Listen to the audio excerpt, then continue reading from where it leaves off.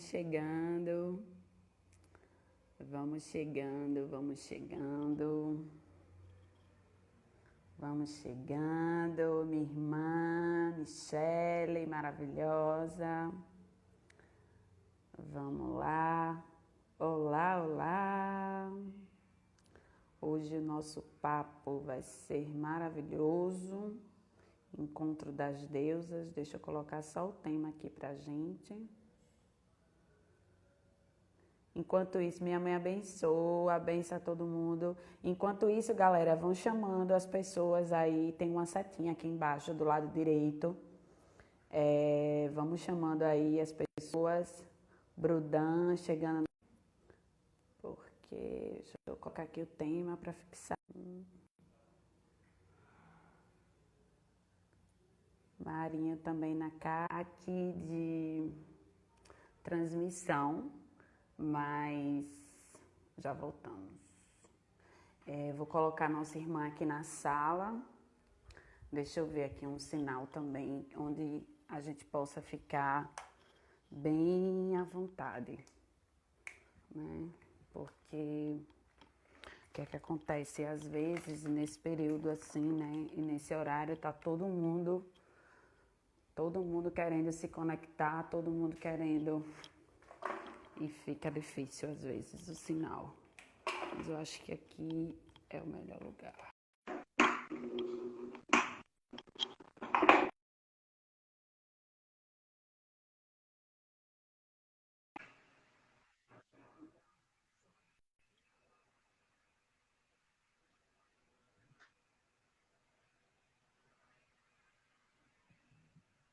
Uma vez ao nosso Ori, por estar sãos, por estar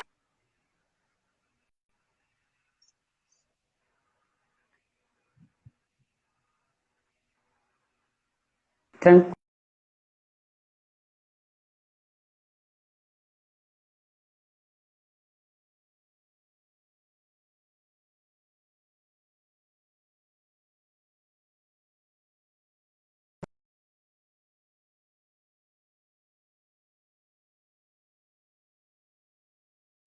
A gente não desiste, a gente não se entrega, né? Que todos os nossos ancestrais possam nos abençoar, possam nos proteger, né? Possam nos trazer sabedoria, discernimento, para que a gente tenha uma ótima condução nesse processo de hoje. Para quem não sabe, a Periferia Ambulante está com um projeto de série de lives intitulada Auto Amor, Dororidades e Bem Viver, para a gente dialogar sobre as nossas questões, né, sobre as pautas pertinentes do nosso povo preto, para a gente dialogar sobre as nossas dores também e as nossas potências, né, no momento tão delicado como esse, a única estratégia de encontro de corpos a estratégia são as mídias, né? Então foi a forma que a gente encontrou de estar trocando conhecimento, de estar dialogando, de estar se ouvindo, né? De estar aprendendo também, porque esse é um canal também de aprendizado, né? E a gente precisa usar isso a nosso favor. Então, foi pensando nessa proposta, né? Nesse caminho, de trilhar esse caminho, de dar continuidade à nossa história.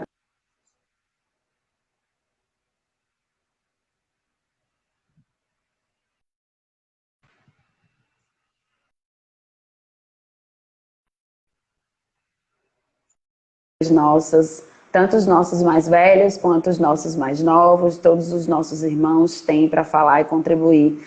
Hoje, né, em especial, a gente começou um pouquinho mais tarde, por conta da internet, e realmente estava difícil, mas já está tudo resolvido. Minha irmã, quero agradecer, né, por você ter aceitado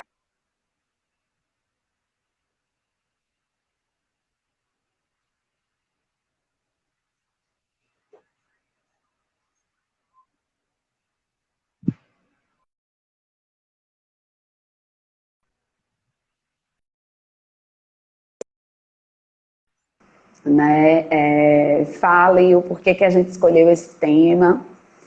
E já vou deixar aqui também aberto para as pessoas que já estão na sala, dizer que a gente vai abrir um momento para perguntas, né? Vamos explanar sobre o assunto, vamos dialogar e a gente vai abrir. Tá sem áudio? Você consegue me ouvir? Sim, vocês conseguem me Irmã? ouvir?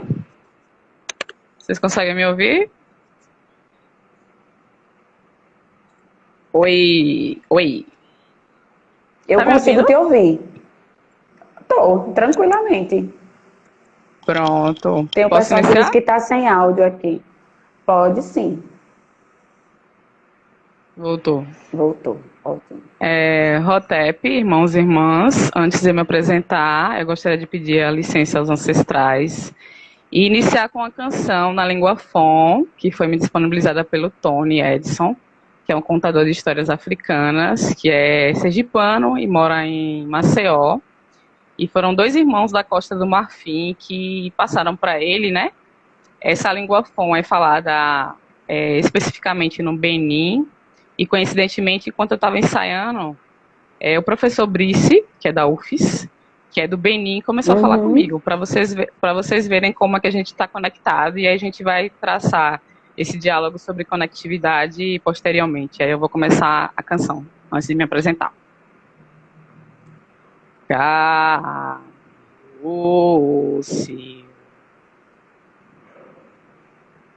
cabe-se, cabe-se, cabe-se.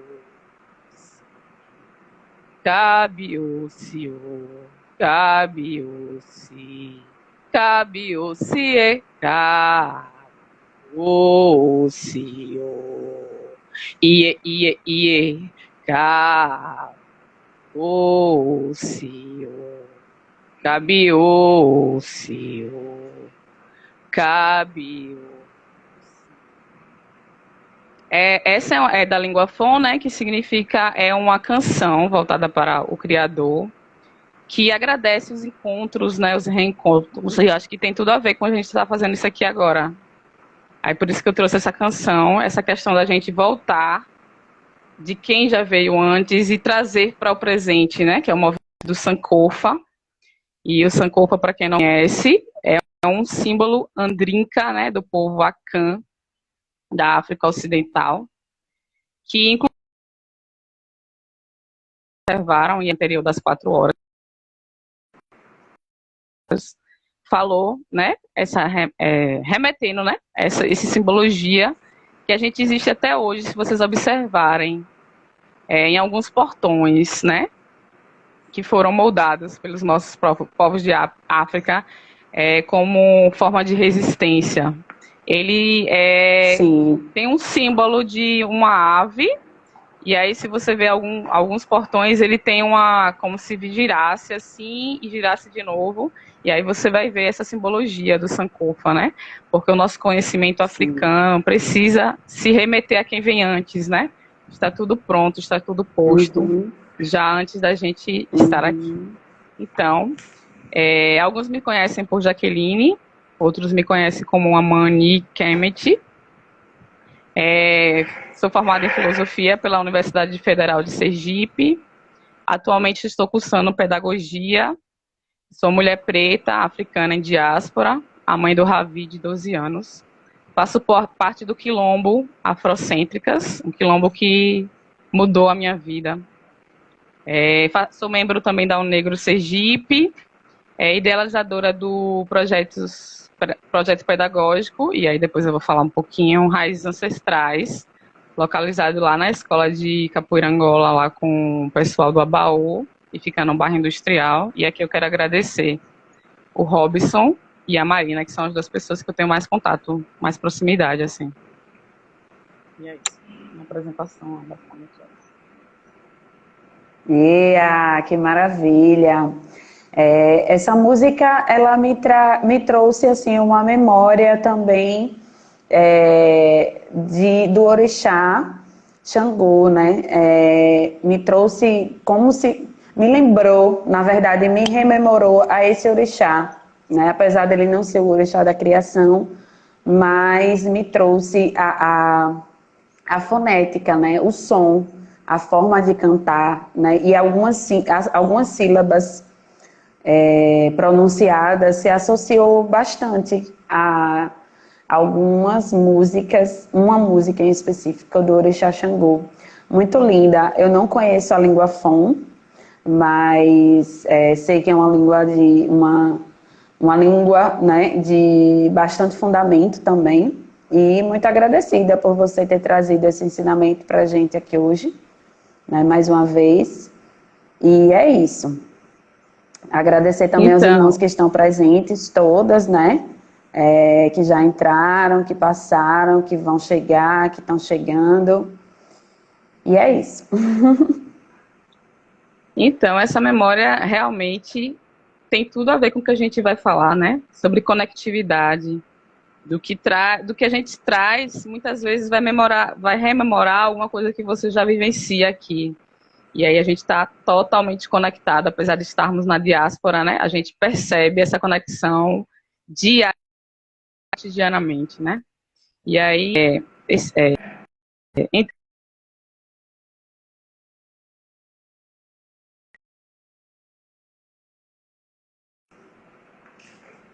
e aí eu vou continuar falando e depois vocês faz as questões, porque senão eu me perco totalmente.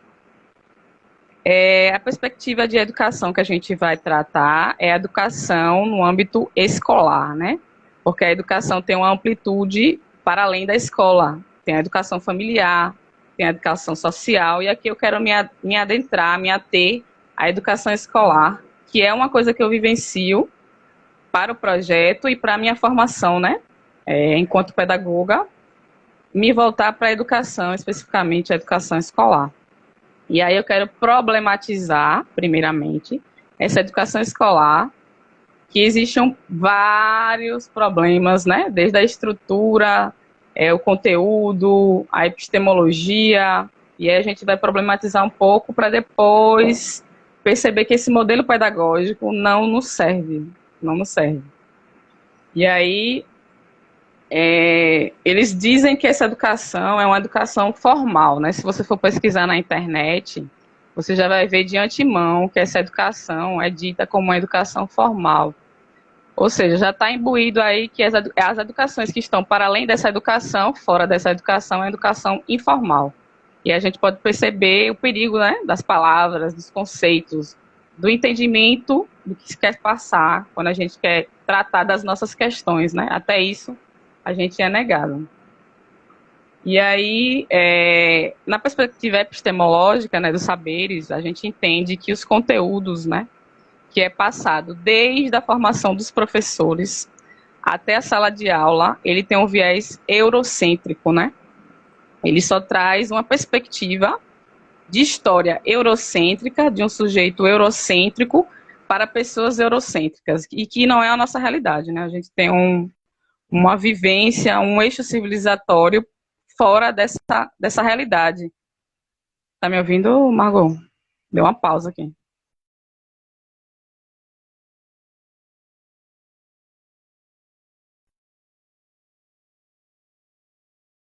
Vocês estão me ouvindo? Eu não estou ouvindo nada. Caída. Se você puder, retome da questão da educação, né, eurocêntrica, eu ouvi até aí, educação eurocêntrica e tal. E só para lembrar ao pessoal, eu desativei os comentários aqui embaixo, porque como esse vídeo vai ficar gravado, para não ficar as letras no seu rosto, eu desativei os comentários aqui embaixo. Então, quando a gente for abrir para as perguntas, eu abro novamente, tá bom? Pode continuar. Assim, as pessoas interagindo não seria mais interessante, não? Tu desativou os comentários. Ou trava.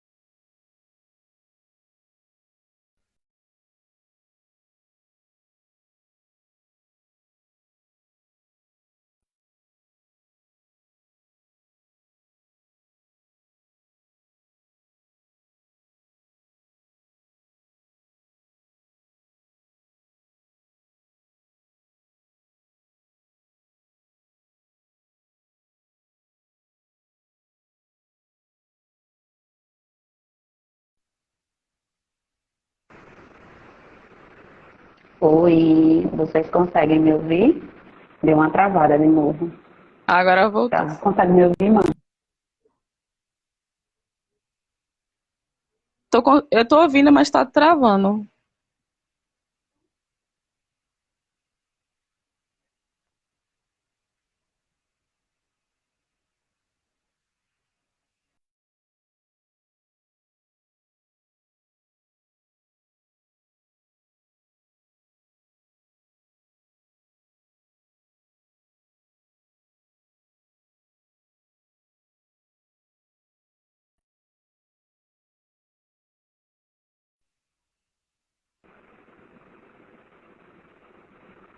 Agora foi. É isso. Posso falar? Pode sim. Pronto. Aí, tanto na minha formação acadêmica de filosofia, que é uma filosofia eurocêntrica, né, que nasce a partir da Grécia, eles desconsideram qualquer tipo de filosofia que seja fora da ocidental, né? E aí você vê a filosofia da Grécia, da Alemanha, da França, de África, que existem vários estudiosos, inclusive aqui em Sergipe tem um filósofo, o Walter, da Punhos de Ouro, que trata da filosofia africana, né? Tem a Catiúcia Ribeiro, lá no Rio de Janeiro, que trata da filosofia africana. Ao contrário, né, que não existe filosofia africana. Todo o currículo de filosofia, que é uma licenciatura, e eu acredito que todos os cursos são assim. A epistemologia dentro desses cursos, né, que é para formação de cidadãos, formação de pessoas, é toda eurocêntrica. A gente não se vê de forma nenhuma do, dentro do conteúdo das academias, né? E já é um problema. Aí eu estou fazendo pedagogia, entrei no ano passado, eu disse, não, agora vai mudar, porque pedagogia, né, vai trabalhar com perspectiva de educação infantil, e aí eles vão perceber realmente que existe criança preta nesse mundo, gente. Vai ter livros infantis na biblioteca, vai ter epistemologias pretas na biblioteca. Quando eu chego na biblioteca,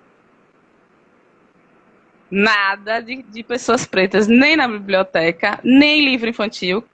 E isso aí é um erro crucial, assim. Nem na sala de aula, para os professores, eu tenho muito poucos professores pretos, né? Nem nas epistemologias dentro da sala de aula. A história da educação, eu fico chocada com essas coisas, gente. Ela fala de Comênios, de Froebel, de Pestalozzi, de todo mundo eurocêntrico, menos das pessoas pretas ou indígenas, né, que a gente poderia incluir, que existe um conhecimento indígena.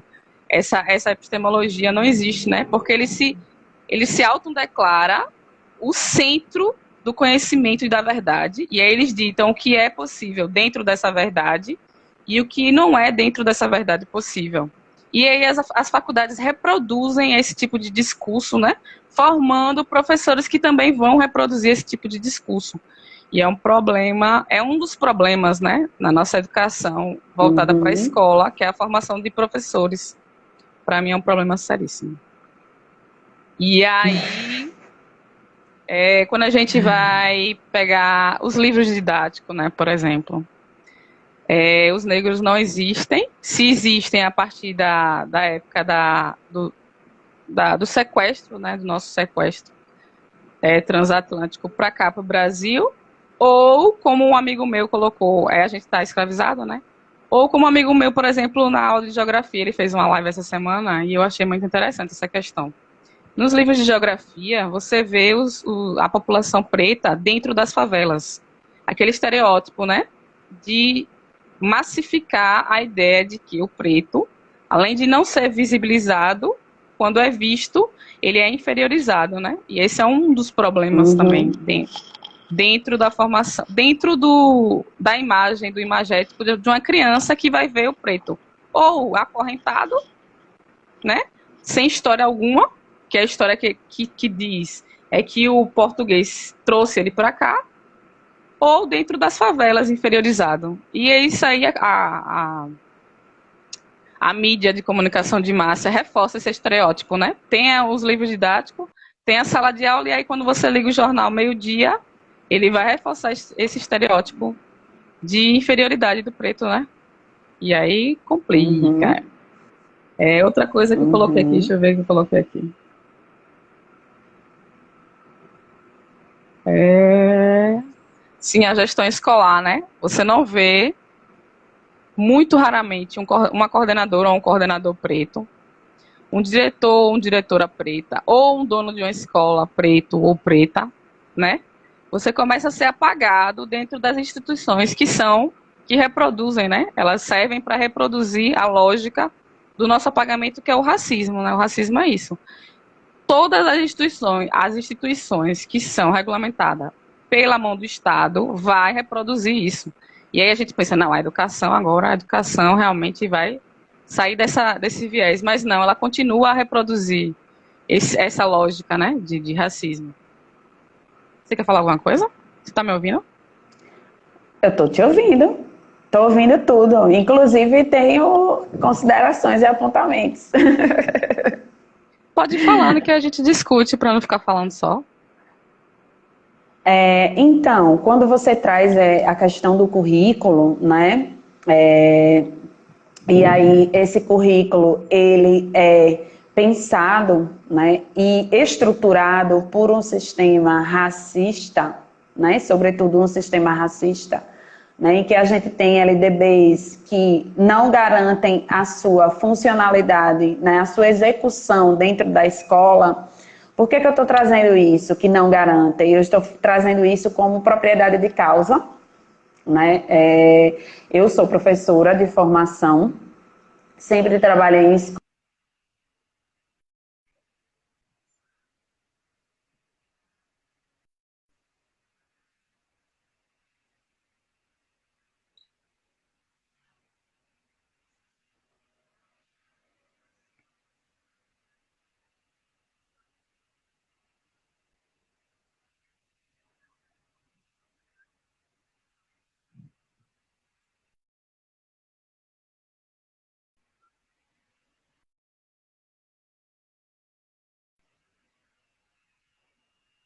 A internet aqui hoje tá. Você consegue me ouvir? Uhum. E aí há uma disparidade, né, imensa no currículo escolar, tanto dentro da rede pública quanto dentro da rede privada, né? Lógico que a rede privada ela tem uma certa autonomia também para poder inserir dentro dos seus currículos projetos multidisciplinares, projetos de extensão que está direcionado também muito ao interesse deles, no caso das instituições privadas, o interesse maior é a formação para a academia, né? Então, todo o ensino está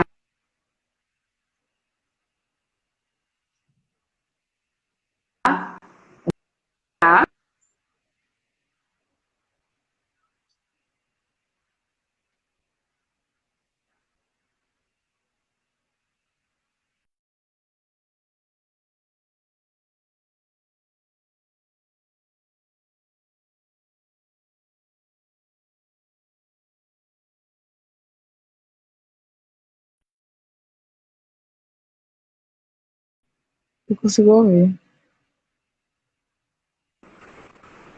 Agora melhorou. pronto, é porque eu vi aqui, deixa eu abrir aqui para ficar mais fácil. E aí o que é que acontece?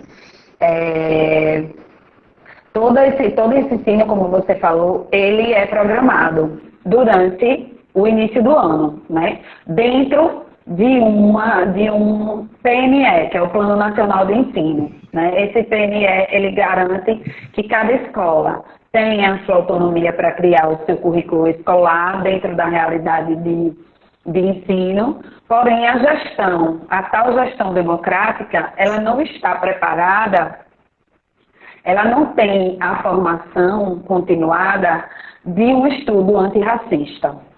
Então, quando tem um professor ou uma professora que se dispõe a trazer as questões raciais dentro dessa escola, é,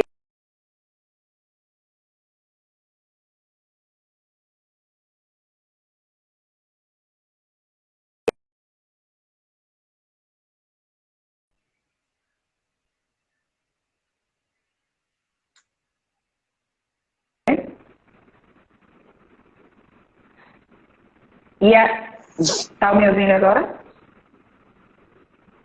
Eu ouvi o antirracista e eu quero comentar depois, porque a minha perspectiva não é que a gente tenha educação antirracista, mas vai, continue.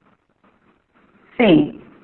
E aí, por que eu falo e trago o antirracista? Porque é o que está mais próximo para diálogo com essa educação. E aí, por que eu digo mais próximo? Porque a Lei 10.639, que é o único argumento que a gente tem para entrar com o enfrentamento dentro da escola, é a lei. Não tem outro argumento. Se a gente não apresenta a lei, a gente não consegue. Eu digo isso por experiência, porque eu passei 3 anos na escola pública na Bahia, e assim que eu entrei na escola, eu levei um projeto, né, de educação étnico-racial para a gente falar sobre as questões raciais dentro da escola, dentro do ensino. Levei embasada na lei e eu fui vetada pela diretora, primeiro porque artes não é visto como uma disciplina, né? Artes é visto como qualquer outra coisa, menos como uma disciplina para a formação. Esse já é um grande problema, porque a gente não tem a voz respeitada dentro do currículo, né? É simplesmente uma disciplina para passar o tempo, né? Para desaparecer, para levar o jovem ou a criança a desaparecer. Ela não é tida como uma disciplina para a formação. E fui barrada, né, por conta disso. Fui barrada porque a escola, a diretora, né, disse que ali não era o lugar para estar trazendo aquelas questões, porque todos nós somos seres humanos. Enquanto seres humanos não existe diferença. E aí o projeto foi engavetado no primeiro ano que eu cheguei na escola.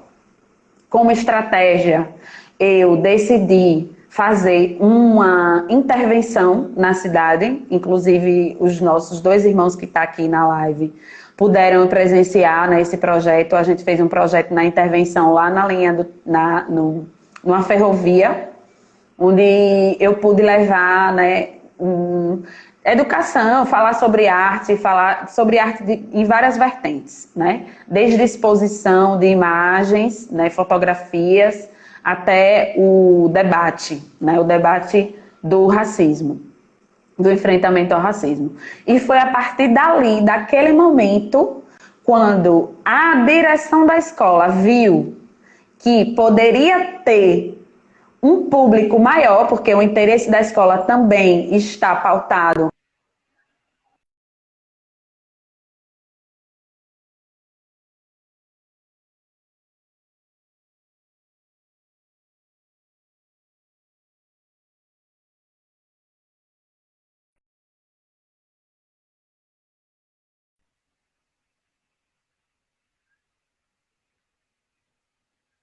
Voltou.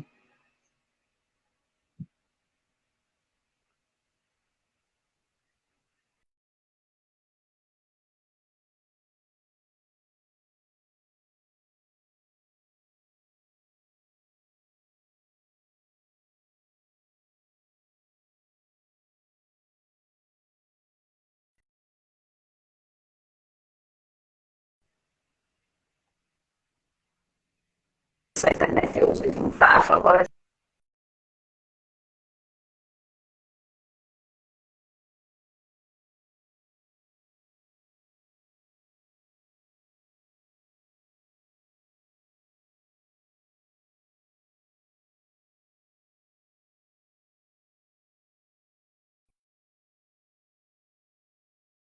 Com a internet. Se você ficar próximo ao modem, não fica mais fácil de ouvir, não.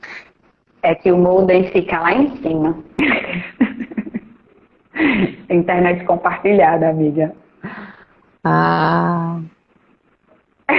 Vá, agora ficou melhor. Continue aí na sua luta. Ficou, né? Da lei 10, na sua luta 10.000, da lei 10.639. Continue aí. Então, aí é isso. Foi a única estratégia que versa e que faz com que a gente tenha um aparato legal para que a escola ela aceite, né? Para que ela efetive, né? E aí, assim, lógico, dentro da lei tem várias falhas, porque a lei determina especificamente as disciplinas, né? Então, é a disciplina de História e de Artes que tem essa obrigatoriedade, então isso é uma falha também, né? Porque eu acho que a educação antirracista, ela precisa minimamente estar interligada a todas as disciplinas, né?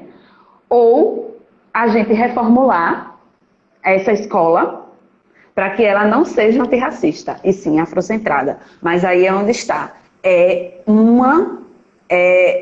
Um processo que vai demandar anos, anos e anos e anos. Porque no último ano agora, que foi a reformulação do PNE, que eu estive presente, em 2018, né, que foi a votação do Plano Nacional de Ensino para 20 anos, a maioria das pessoas que tem voz e tem a cadeira para voto lá são os neopentecostais, homens e homens não negros, né? Então, é muito difícil a gente conseguir minimamente transformar isso. Então, eu queria que você falasse um pouco, né, como é que a gente vai conseguir, se você tem, né, essa ideia de como é que a gente vai conseguir trazer uma escola afrocentrada para uma estrutura tão falha como a nossa, tão enraizada, né, de vícios, né, do vício racista, do vício machista, dos vícios das xenofobias e de todos os tipos de violência e opressão que existem. Eu queria que você trouxesse um pouco, porque assim,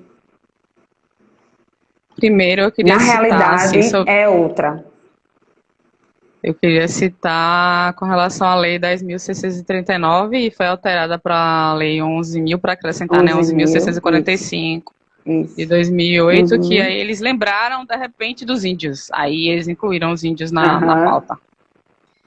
Dizer que é uma luta do movimento negro, né, que não é um político que deu na cabeça dele de fazer bondade para o povo preto e aprovou a Lei 10.639, né? Fique bem escuro isso, né? Porque muita gente acha que é um político que determinou lá. Essa lei seria um paliativo dentro dessa sociedade que a gente vive. A lei é de 2003, estamos em 2020. E aí dá para ter uma noção de que não é possível, dentro dessa estrutura racista, viabilizar a emancipação do povo preto através da própria estrutura. Entendeu? É uma lei importantíssima, mas que em 17 anos nunca foi implementada de maneira completa. E aí você reflete de que tem um problema dentro dessa estrutura, de que você não consegue, né, ser autônomo dentro dessa estrutura. Então, como maneira paliativa, seria interessante os pretos que estão dentro de sala de aula pesquisarem para além da academia, né, porque na academia não se encontra conteúdo, para transformar alguns conteúdos de maneira preta, mas isso como uma maneira paliativa, né? Pesquisar entre os próprios pretos, porque a própria estrutura não vai dar armas. E aí depois eu vou citar uma frase da Assata Shakur, né? Eu vou aproveitar e vou citar logo. Peraí, que aí ela fala, que eu acho bem interessante. Ela foi ativista foi membro dos Panteras Negras, e ela diz assim: ninguém vai te dar a educação que você precisa para derrotá-los. Ninguém vai lhe ensinar sua verdadeira história, seus verdadeiros heróis, se eles sabem que esse conhecimento irá libertar. Então não adianta a gente acreditar que dentro dessa estrutura, sobre o poder de quem dita, né? De quem dita o que é para conteúdo, por exemplo. Eu vou citar o seu próprio exemplo, e o exemplo de uma professora de Divina Pastora, que entende o poder da lei, a necessidade da lei, só que é barrada constantemente pela direção, por outros professores que acreditam que é mimimi, que não é necessário o conteúdo. E aí a gente tem que refletir, será que a gente dando murro em ponto de faca vai funcionar alguma coisa? Será que a nossa emancipação enquanto povo preto vai ser dentro dessa própria estrutura?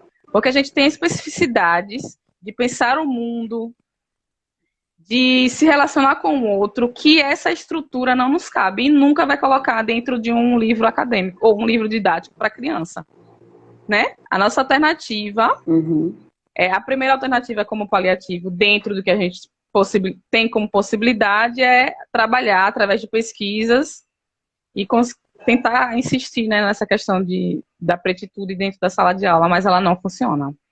A gente tem que procurar maneiras alternativas, e aí eu cito algumas escolas, inclusive o projeto que eu estou, né? Que é um projeto que para o futuro, né? Aí vai se transformar numa escola, de fato. O Reaja já trabalha com esse tipo de ensino, né? Lá em Salvador, o Reaja Será Morto, Será Morta, o nome da escola é Winnie Mandela. Tem em São Paulo, Sankofa, que é um exemplo de uma escola preta afrocentrada. A perspectiva de afrocentricidade é você se ver enquanto africano e todo o seu conhecimento, sua vivência, partir de nós mesmos, entendeu? Por isso que não é possível você pensar uma educação preta com eixo civilizatório diferente do que eles mostram, né? Por exemplo, o eixo civilizatório eurocêntrico determina que a natureza é um objeto e a gente é o sujeito.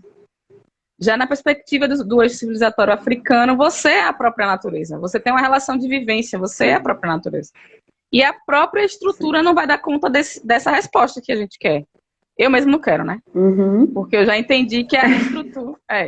eu já entendi que a própria estrutura não vai, e nem a gente precisa esperar, que eles deem a solução para o que a gente precisa. Porque o nosso eixo civilizatório é outro. Certeza. A nossa história que a gente contar que a gente quer contar e que existe, né, é outra, e eles não estão interessados em criar arma para as pessoas que eles querem dominar, entendeu? Minha perspectiva de educação afrocentrada é a gente se perceber enquanto africano, povo preto, né? Povo preto enquanto africano, e a afrocentricidade vai levar para um viés de pluralidade. Ele vai pensar o sujeito de forma pluriversal. Ele vai entender que existem especificidades do povo indígena, existem especificidades do povo preto, existem especificidades do povo da branquitude. E aí você precisa se centrar e partir do conhecimento, e aí o Sankofa entra, né? A partir do conhecimento, do nosso próprio conhecimento, e trazer para aprender com quem já vem antes, né? Dessa história da colonização, né? E aí o Diop, na Unidade Cultural Africana, vai mostrar que a gente tem uma história, essa história é grandiosa. Ele vai demonstrar que, por exemplo, nós somos os primeiros povos, e ele vai mostrar cientificamente, ele é um senegalês, na tese dele, ele vai mostrar cientificamente que fomos os primeiros povos do mundo, né? E aí foi que a branquitude contou. Tirou essa história, negou a tese dele, cientificamente provada, e transformou dizendo que a civilização partiu da branquitude e que a filosofia e o modo de pensar o sujeito é a partir da branquitude, do eurocentrismo. A gente tem que quebrar isso com a afrocentricidade. A afrocentricidade não se vê dentro dessa estrutura que nos nega. Não tem como, é contraditório, entendeu? É antagônico. Uma coisa e a outra. A gente pensar de formas emancipatórias através de nós mesmos, entendeu?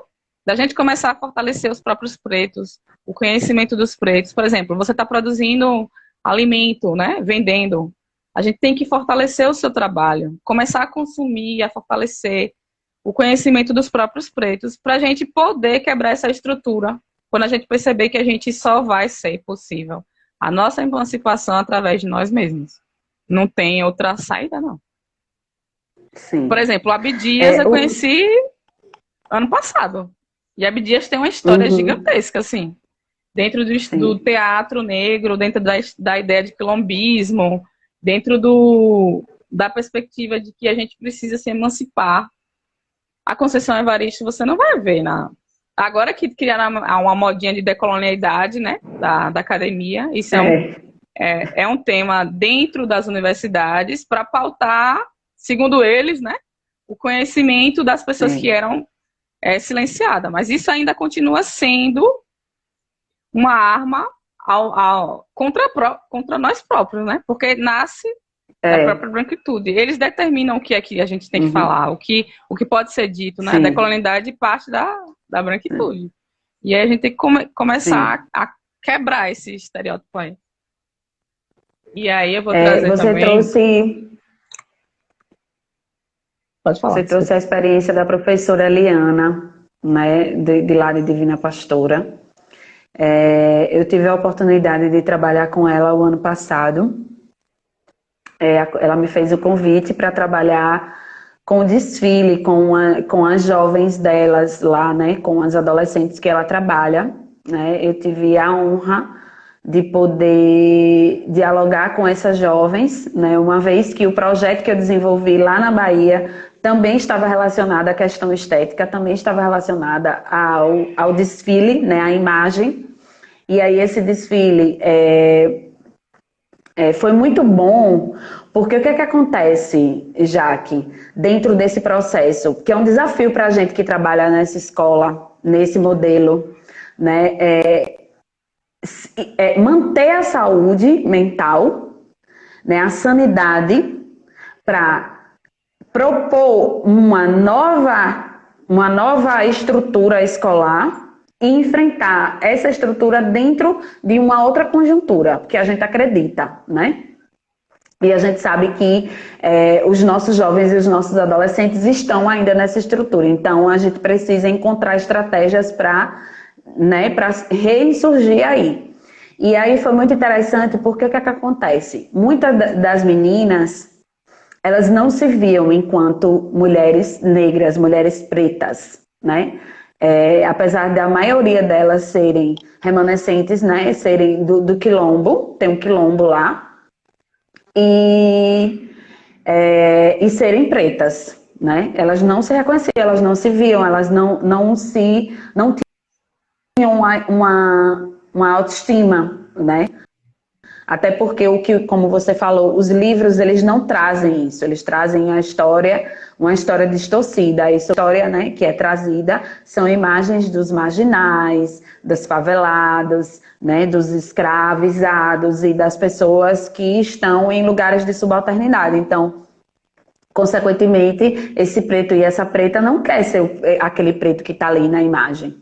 E aí foi um trabalho de 1 mês, né, lá. Mas eu vou lhe dizer, nós tivemos um resultado grandioso em 1 mês. Eu digo grandioso por quê? Porque e não só lá, né? Eu digo reverberando também no que foi construído lá na Bahia, que até hoje eu tenho uma relação com as minhas alunas como filhas, né? Que a gente cria um laço mesmo, cria um vínculo. E essas meninas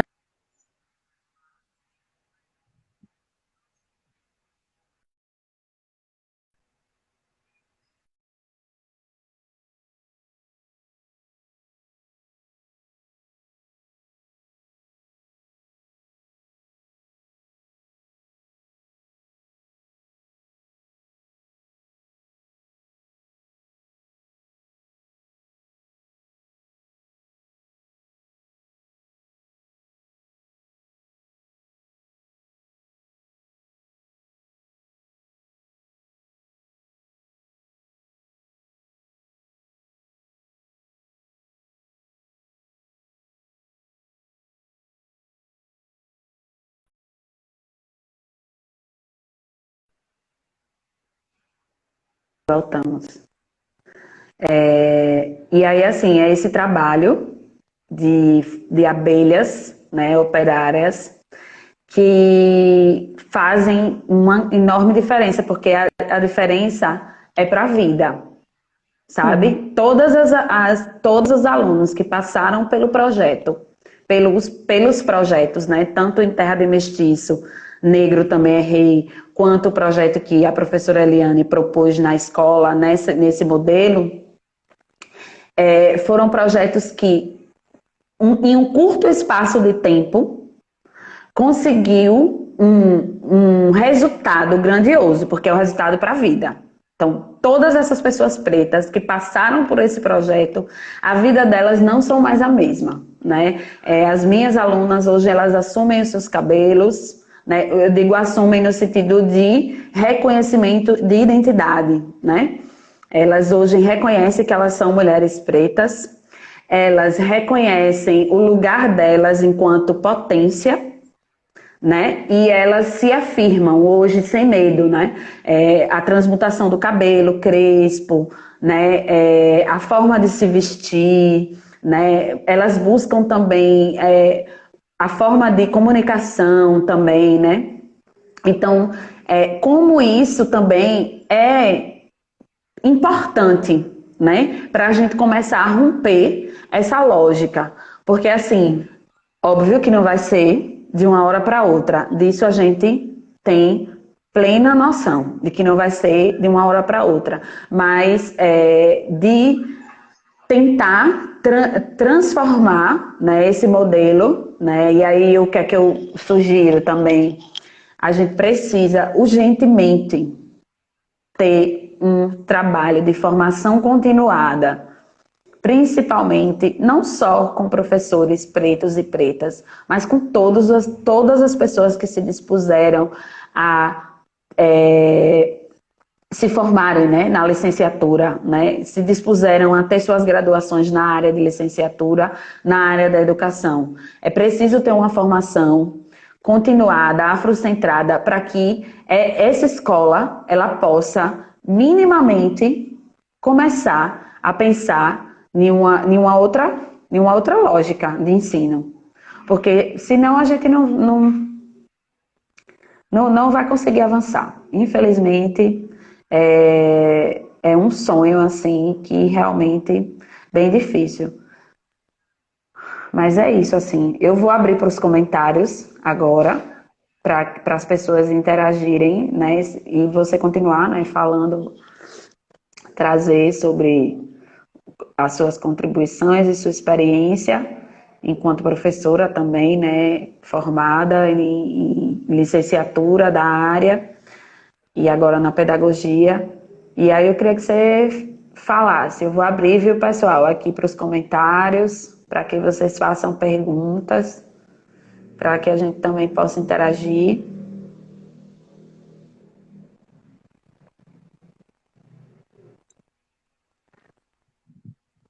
É isso, Eu não, irmã. eu não sei se ficou bem escuro, que é o que diz a afrocentricidade, né? Será que ficou bem escuro? De que nós, Para mim enquanto ficou, né? pretos, partamos de nós mesmos para estética, que aí você falou da estética, da questão do cabelo, de se autoaceitar. É uma questão política, estética? É, mas a gente precisa ir além da estética, né? A gente precisa Sim. alterar esse embranquecimento que eles conseguiram fazer com a gente quando a gente pensa, por exemplo, essa natureza como, enquanto objeto. E aí Uhum. a, a branquitude não vai querer dialogar. É isso que eu tô querendo pontuar. A branquitude não vai querer dialogar de nós pensarmos por nós mesmos, entendeu? A gente partir de nós mesmos, dos Sim. conhecimentos, da história, da estética, da economia, que existe uma lógica de economia diferente. Por exemplo, para o eurocentrismo, você só é bem e desenvolvido se você tiver um patamar de economia acima da média, né? Você está bem quando você está com grana. A concepção africana de estar bem é totalmente diferente, entendeu?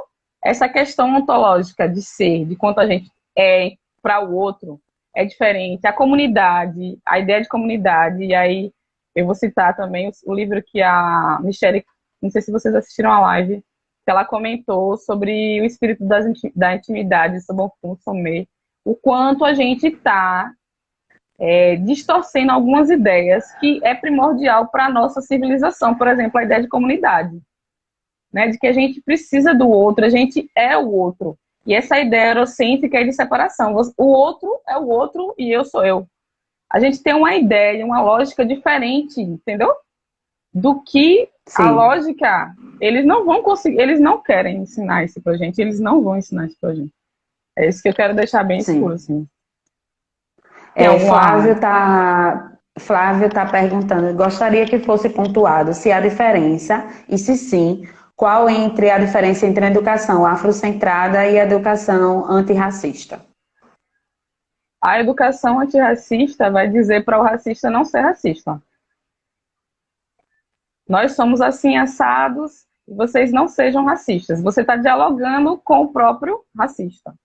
A educação afrocentrada vai partir de nós mesmos para dizer que, para uma criança, por exemplo, um adulto, que nós somos grandiosos, nós emancipamos as pessoas pretas por nós mesmos. E a gente não está ensinando a racista que não é para ser racista. A gente está emancipando o nosso próprio povo. Existe uma diferença, né? E o que se é normalmente ensinado nas escolas é uma educação antirracista. A gente está educando o racista a não ser racista. E aí o viés da afrocentricidade é totalmente diferente. Certo. A gente vai alterar essa Michele ideia de comunidade. Desculpa. Perdão. Pode falar, esqueci agora o que eu ia falar. Michele, não, você ia falar sobre a questão de comunidade. É isso, a nossa concepção de comunidade, eu só vim perceber o ano passado. E aí é essa educação afrocentrada, a gente precisa partir de nós mesmos. O matriarcado, a gente tem, às vezes, acontece como é que eu estou dizendo? Uma confusão epistemológica, como diz uma amiga nossa do Afrocentro, uma irmã nossa. Que o matriarcado, na concepção de africano, é diferente do que se diz matriarcado e patriarcado, por exemplo. Sim. É a ideia de matriarcado, por exemplo, nas religiões de matriz africana. Numa família. Sim. Entendeu? Onde todo mundo é mãe. Então. Na ideia eurocêntrica, o patriarcado inclui o homem preto e o homem branco. O homem preto não tem poder nenhum dentro desse patriarcado. E aí existem essas confusões todas dentro da lógica eurocêntrica que não nos cabe.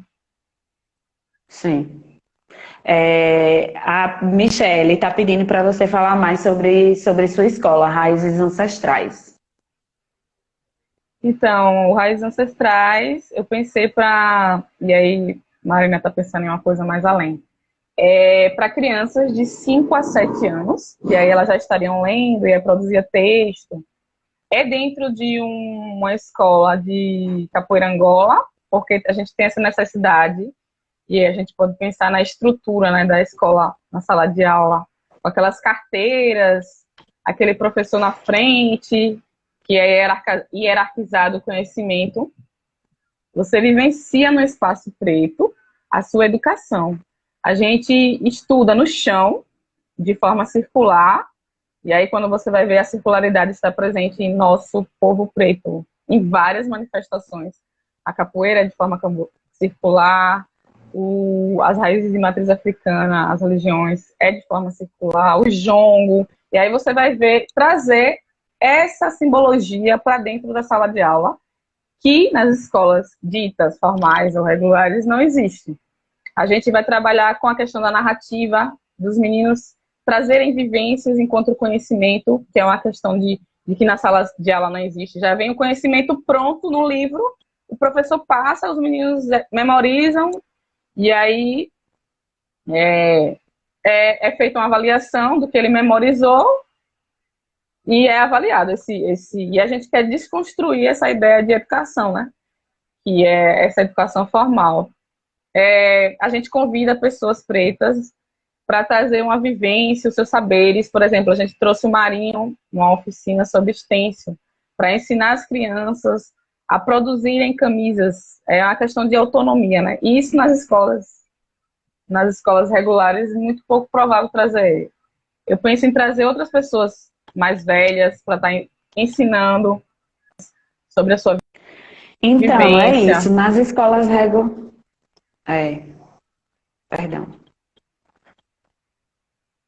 isso. Nas escolas regulares, elas acontecem, só que de forma com projetos de extensão, né? E geralmente são propostos por professores pretos e pretas que estão dentro desse sistema, né? Um exemplo disso é o projeto da gente, o ano passado, né? A Árvore do Conhecimento, que foi feito lá no Colégio Aplicação e no Colégio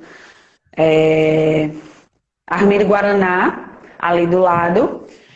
foram duas escolas que a gente escolheu para poder fazer essa proposta de leitura, né, leituras pretas, onde a gente também trazia essa questão da circularidade, trazia outras formas de educação, né, mas dentro dessa escola, né, dentro da escola convencional.